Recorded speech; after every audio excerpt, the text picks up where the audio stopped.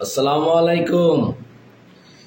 প্রিয় স্বাধীন দেশের ছাত্র জনতার বিজয়ের ভাই বোনেরা, এই বিজয় অবশ্যই ছাত্র জনতার, আপামর জনসাধারণ, কোন রাজনৈতিক দলের না।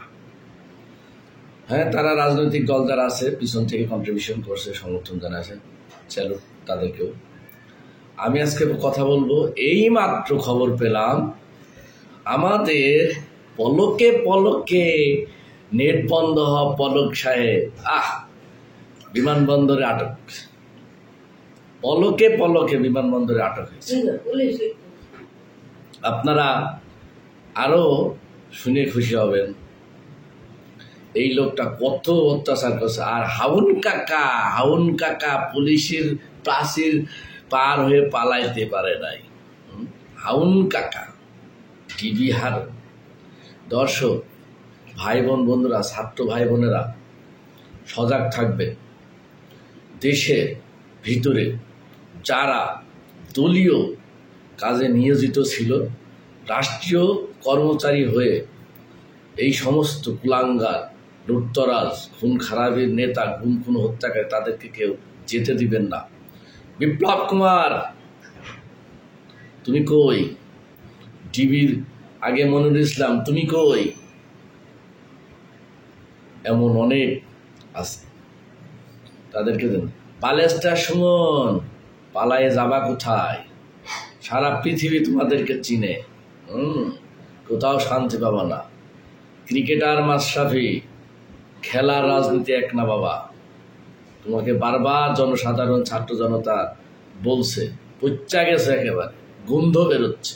সাকিব আল হাসান ক্রিকেটার হিসেবে তোমাকে জনতা, ছাত্র জনতা কত সম্মান, কত শ্রদ্ধা দিছে, এখন তুমি পচ্চা গেছে, গন্ধ বেরোচ্ছে।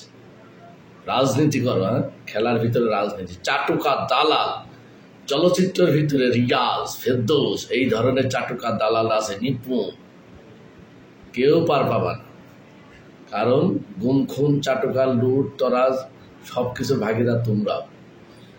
ছোট টেলিভিশনের পর্দায় দেখি নাসিম, রৌনক হাসান, এই যে বৃন্দাবন দাস, পীযূষ বন্দ্যোপাধ্যায়, চঞ্চল চৌধুরী, যারা চেটে চুটে চলেছেন, জনগণের টাকা অনুদানের নামে সিনেমা নাটক বানায়, টেলিফিল্ম বানায় টাকা আত্মসাৎ করেছেন। এই যে রোকেয়া প্রাচী, দোদুল, বহুত লোকজন এরকম সব চাটুকার দালাল থাকবে না। ছাত্র জনতা ক্ষমতা হাতে নেবে।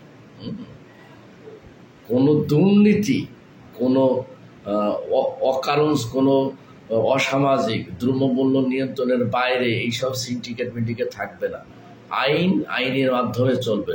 আমার একটা কথা, বাংলাদেশের 3টা ডিপার্টমেন্ট যেন রাজনৈতিক যে দলই আসে তার বাইরে থাকে। ছাত্র জনতা যারা এই দেশ স্বাধীন করছে তাদের কাছে অনুরোধ, আমার ভিডিওটা যারা দেখবেন তারা অবশ্যই শেয়ার করে দেবেন প্লিজ। আইন বিভাগ, শাসন বিভাগ, বিচার বিভাগ, এই 3টে যেন পৃথকীকরণ থাকে। কোনো রাজনৈতিক দলে কোনো ছাত্র ছাড়া আইনের গতিতে চলবে, বিচারের গতিতে চলবে, শাসনের ভাবে চলবে। এই 3টে ডিপার্টমেন্ট ঠিক থাকলে দেশ ঠিক। কোনো ঘুষখোর, চাঁদাবাজ, লুটতরাজ এই বাংলাদেশে থাকবে না। দেখতেছি ছাত্র জনতারা, শিক্ষিত সমাজ, আমি গত 3-4 দিন ঘুমাই না। এখানে কোনো শাহবাগে পালাই থাকছি, রাত্রে থাকছি। গতকালকেও আমি বিভিন্ন ঢাকা শহরে ভোর থেকে বাইক নিয়ে ঘুরছি। শিক্ষিত ছাত্র সমাজ, অভিভাবকরা দেশটা স্বৈরাচার মুক্ত করেছে। আর আশেপাশে জ্বালাও পোড়াও করতেছে টুকাই ধরনের। কিছু দলীয় কিছু চাটুকার দালাল আছে, মহল্লায় করতেছে, এটা ওটা ভাঙতেছে, পোড়াইতেছে। এইগুলি ঠিক না। এই টুকাই ধরনের এই কালচারগুলো আমরা পছন্দ করি না। রাজনৈতিক যে যা দল করে অবশ্যই করবে, গণতান্ত্রিক দেশে যার যা পছন্দ সেই, কিন্তু কোনো বিশৃঙ্খলা, কোনো অন্যায়, ন্যায়কে ন্যায় বলার মতো সাহস থাকতে হবে। যে দলই করেন না কেন, আপনি অন্যায় সাপোর্ট করি। যারা ইতিমধ্যে চলচ্চিত্র ধ্বংস করেছে, ছোট পর্দা বড় পর্দা সব ধ্বংস করে, এদেরকেও বিচারের আওতায় আনতে হবে। নাটক বাদ চলবে না। সত্যিকারের একটা বাংলাদেশ গড়া, বিনির্মাণের চেষ্টা করবো আমরা। আমি যতটুকু আমার জায়গা থেকে, আমি কোনো পদের না, আমি কোনো দলীয় দলের বড় পোস্টে না। হ্যাঁ, আমি দল সাপোর্ট করি অবশ্যই। আমি স্যালুট জানাই আমার আদর্শের সৈনিক জিয়াউর রহমানকে। আমি তার আদর্শে নীতি বড় হয়েছি। তার নীতি স্মরণ করি, সৎ, অনেস্ট। এবং বাংলাদেশ শেখ মুজিবের হাত থেকে যখন ৭৫-এর পরে আসে, তখন এই বাংলাদেশকে বিনির্মাণের চেষ্টা সারা ওয়ার্ল্ডে পরিচিত করেছে বাংলাদেশকে মেজর জিয়াউর রহমান।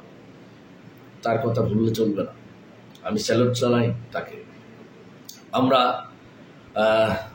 বেগম খালেদা জিয়ার সুস্থতার কামনা করি।